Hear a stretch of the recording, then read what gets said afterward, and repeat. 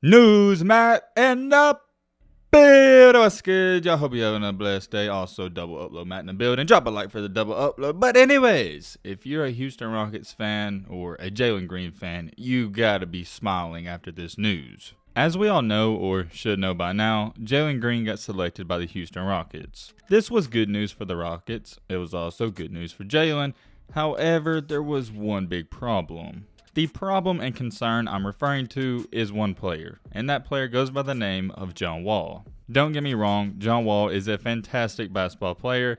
I wouldn't say he's out of his prime just yet, but him and the Rockets, they're not a good fit. Heading into the season with Jalen Green, Josh Christopher, and Kevin Porter Jr. on the team, John Wall was going to do nothing more than get in the way and cause problems. Okay, maybe me saying that Wall's going to cause problems, it comes off the wrong way. Here's what I mean. The Houston Rockets are looking to go young. They're looking to start younger players and build with Porter Jr. and Jalen Green and some others. So that's kind of left Wall in an awkward situation. He doesn't want to really be there, and the Rockets, they made it obvious they don't want him either. It doesn't really matter wherever John Wall goes, he's going to be fine. He's going to get his 20 points and 10 assists. For the Rockets, though, he would be taken away from the younger guys building up their chemistry on the team.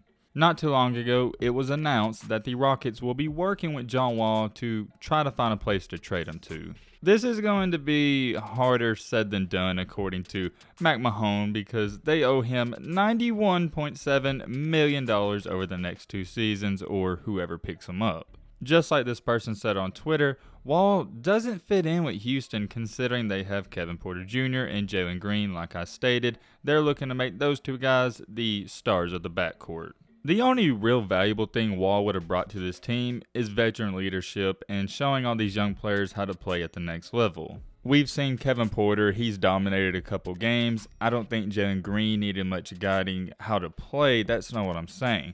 What I'm getting to is that John Wall could have gave them some tips and tricks and the in and outs. Now, more than likely, it appears that he's going to be gone. I would be shocked if he stays on the team, but like a lot of people are saying, it's going to be hard to get rid of him. Not too many teams want to pick up that contract. In most of these situations where players want out or the team is trying to get rid of him, they somehow find a way. So for the sake of this video, let's assume they get rid of him. This is now setting up and looking like the perfect, and I mean absolutely perfect, opportunity for Jalen to take over in his first season. I think he's going to win the Rookie of the Year. It's not even going to be close. I thought that even with John Wall coming back. Now that it's said he may be gone, I think Rookie of the Year, it's a lock. Unless there's an injury or something crazy happens, you're going to have Kevin Porter and Jalen Green starting, and you're going to have Josh Christopher. He could start, but he'll probably come off of the bench. The only way that Christopher would start in my eyes is if he somehow beats out Christian Wood for a spot. I don't see that happening. What does this do though, really? Is it good or is it bad? In most of your situations, you're going to have goods and bads. Goods and bads. Really, Matt? That sounds stupid. We're going to roll with it though. We'll talk about the bad part before the good part. If you do return John Wall, like I've stated, this returns a veteran leader, a proven point guard in the NBA that can score and teach all these younger guys. It would also be valuable to have him in the locker room in case they are going through a 5 to 10 game losing streak. He can bring up the mentality or give some good advice. Overall, the bad part about this is you lose a guy who is a rock to the team and the entire franchise. He was a guy you could count on each and every night. Yes, they do lose John Wall, valuable player, a good player. He's going to continue to be good.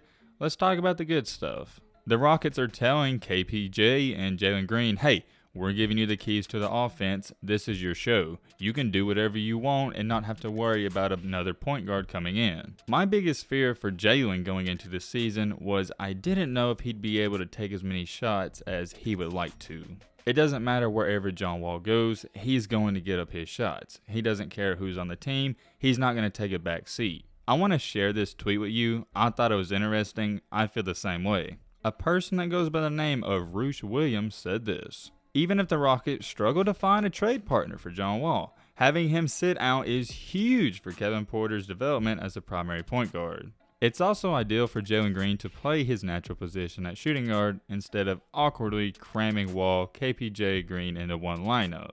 Couldn't have said it any better myself. I agree 100%. I thought having all three of those guys in the starting lineup, it was going to be a big mess. A couple of months ago, I made a video talking about why I thought Jalen Green wouldn't work out for the Rockets, and it had everything to do with John Wall. A lot of you didn't like that video. If you know what I'm talking about, I'm sure you're going to remember, because many of you thought I was stupid and delusional for saying what I said. What I said in that video, if you don't want to go try finding it, is this right here. The reason I believe Jalen Green wouldn't work out in Houston right away is for the fact that Jalen Green himself, Kevin Porter Jr., and John Wall, all three of them think they're the best player on the same team, and that's not going to be good.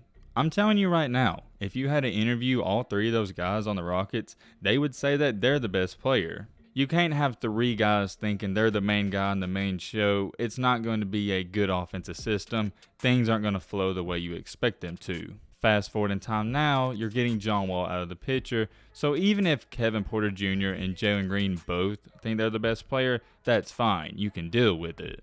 I also stated in that video I didn't know how John Wall, Kevin Porter, Jalen Green were all going to get up the shots they need to. There's not enough basketballs in one gym. It's looking like now, though, Jalen, he's going to be able to take as many shots as he wants to. I could see him averaging 12 to 13 attempts per game. We could legitimately have a case where Jalen Green averages 25 points per game as a rookie and Kevin Porter Jr. averages 25 or 30 per game. I could really see that happening. Are the Rockets going to be really solid as a team? Are they going to be a playoff contender?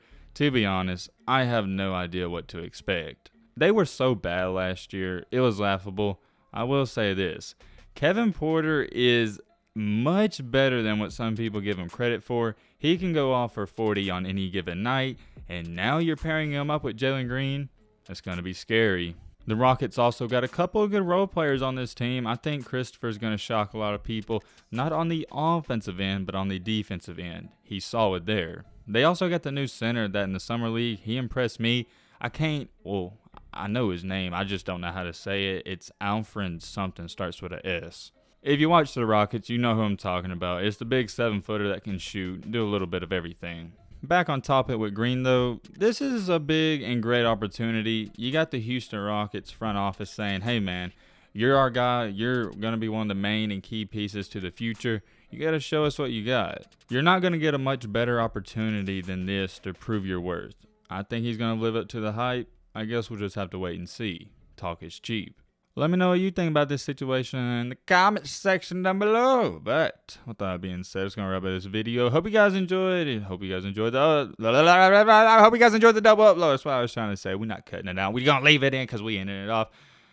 Yeah, and as always, if there's any news like this, send it to me on Instagram. MattBGreatYT. Love you boys. Thank you for all the news and updates. These videos aren't possible without your help. And as always, let's be great. I'm out. Peace.